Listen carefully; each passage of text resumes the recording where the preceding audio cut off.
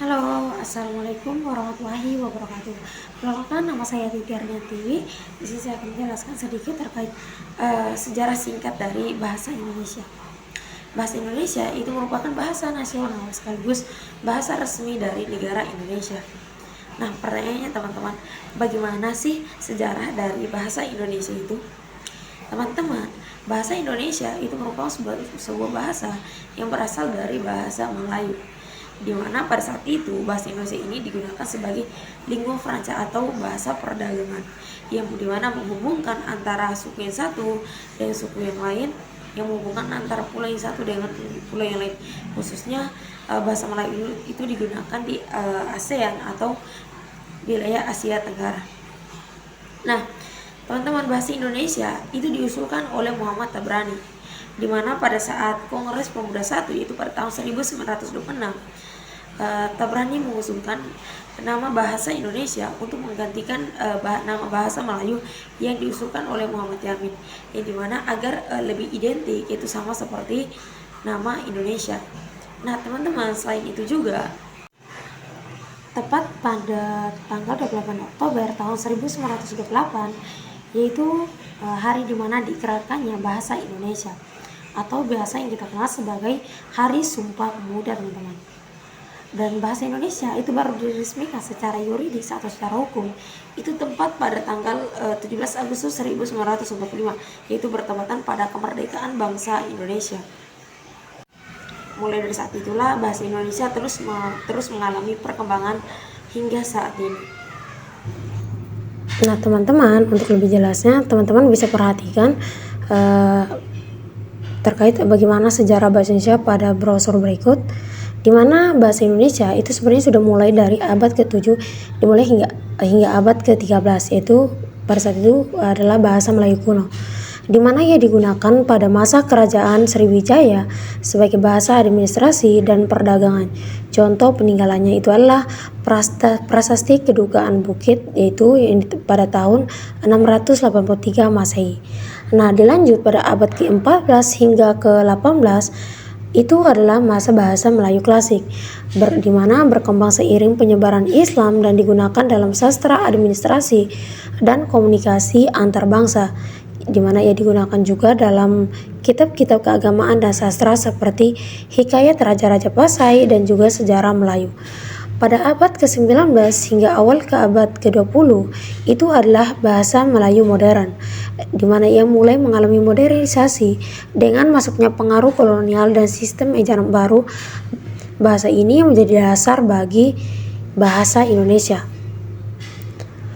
Dan tepat pada tahun 1901, di situ adalah mulai ejaan pertama, yaitu disebut sebagai ejaan Van Ophuizen, di mana ejaan ini adalah ejaan Latin pertama untuk bahasa Melayu yang dibuat oleh Charles Van Ophuizen.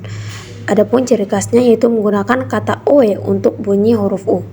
Nah, dilanjut pada tahun 1908 pembentukan Balai Pustaka, di mana lembaga penerbitan yang didirikan oleh pemerintahan kolonial untuk menyediakan bacaan bagi pribumi, teman-teman. Dan tepat pada tahun 1928 atau dikenal sebagai masa Sumpah Pemuda, yaitu tepatnya pada tanggal 28 Oktober 1928, itu adalah bahasa Indonesia itu diresmikan sebagai bahasa pemersatuan, di mana pada saat itu pemuda berkumpul dengan membentuk Sumpah Pemuda, yaitu pada poin ketiga, yaitu menjunjung tinggi bahasa persatuan, yaitu bahasa Indonesia. Setelah itu ada yang disebut sebagai ejaan Sewandi atau yang dikenal sebagai ejaan Republik. Nah, ejaan ini itu diresmikan oleh Menteri Pengajaran, Pendidikan dan Kebudayaan, yaitu Raden Sowandi. Adapun ciri utama penggunaan adalah oe menjadi u. Nah, jadi kalau pada ejaan Van Hopsen yaitu bunyi u itu diganti oe, maka pada ejaan Sewandi itu diubah lagi, teman-teman. Bentuk penggunaan oe itu kembali menjadi u. Nah, setelah itu pada tahun 1959 itu ada ejaan baru, yaitu usulan ejaan Melindo, yang dimana upaya ini adalah salah satu bentuk upaya untuk menyatukan ejaan bahasa Melayu di Indonesia dan Malaysia. Namun teman-teman, sayangnya ejaan Melindo ini itu tidak diresmikan. Nah, dilanjut pada tahun 1972, dibentuklah ejaan yang disempurnakan atau yang biasa dikenal sebagai EYD, di mana ejaan ini diresmikan pada tanggal 23 Mei tahun 1972 untuk menggantikan ejaan Sewandi. Nah, perubahannya mencakup TJ menjadi C, DJ menjadi J, dan I menjadi Y. Nah, itulah sedikit terkait sejarah perkembangan dari bahasa Indonesia, teman-teman.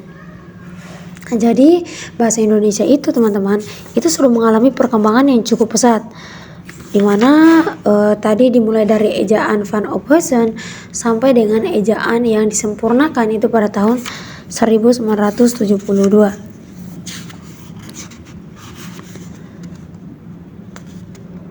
Sebenarnya ada sih usaha-usaha bersama dari pemerintah Republik Indonesia dan pemerintah di Raja Malaysia untuk mengadakan suatu ejaan dengan mengingat antara bahasa Indonesia dan bahasa Melayu yang dipergunakan sebagai bahasa resmi pemerintah di Raja Malaysia masih satu rumpun atau memiliki kesamaan, teman-teman. Namun usaha itu antara lain sebagai bentuk pemufakatan ejaan Melindo Melayu Indonesia, namun saat ini diakhir kandas. Kenapa? Karena situasi politik antara Indonesia dan Melayu dan Malaysia yang sempat memanas pada tahun 1959.